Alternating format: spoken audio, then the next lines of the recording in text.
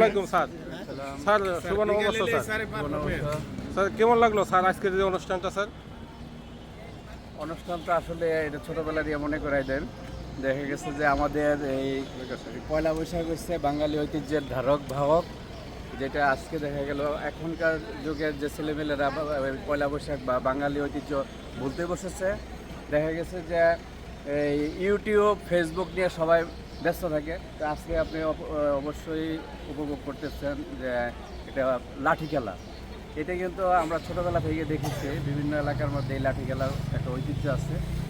এক কথায় আজকের উপজেলা প্রশাসন কর্তৃক আয়োজিত এই প্রোগ্রামটি অসাধারণ এবং বাঙালি এই প্রজন্মের ছেলেদেরকে বাঙালি কালচার শেখানোর উৎকৃষ্ট মাধ্যম ও পন্থা মনে করি এটা। ধন্যবাদ। ধন্যবাদ স্যার। স্যার কেমন লাগলো স্যার? স্যার আচ্ছা, কেমন লাগলো সেটা তো উপজেলার সম্মানিত উপজেলার কালিহাতীবাসী বলবে। আমরা চেষ্টা করেছি আমাদের যারা মানে উপজেলার কালিহাতীবাসী যারা আছেন তাদেরকে আনন্দ দেওয়ার জন্য। যেহেতু বছরের প্রথম দিন, বাংলা 1432 সালে প্রথম দিন, তো এই দিনকে ঘিরে আসলে আমাদের নিজস্ব কিছু সংস্কৃতি রয়েছে। সেই সংস্কৃতির অংশ হিসেবে আমরা মূলত বর্ষবরণ আনন্দ শোভাযাত্রার মধ্য দিয়ে দিনটাকে শুরু করেছি। আমাদের লাঠি খেলা ছিল, বিকেলে আমাদের সাংস্কৃতিক অনুষ্ঠান আছে, এছাড়াও আমাদের লোকজ মেলারও আয়োজন করা হয়েছে।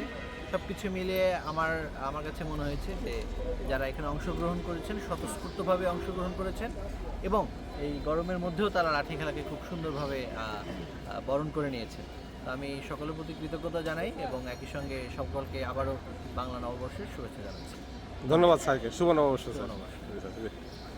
আসলে খুবই ভালো লাগলো আজকের যে অনুষ্ঠানে এলাকার কালিহাতীর সমস্ত গণ্যমান্য ব্যক্তিরা এবং সাধারণ লোকজন, পোলাপান থেকে শুরু করে সবাই এখানে এই নববর্ষ উদযাপন করলেন।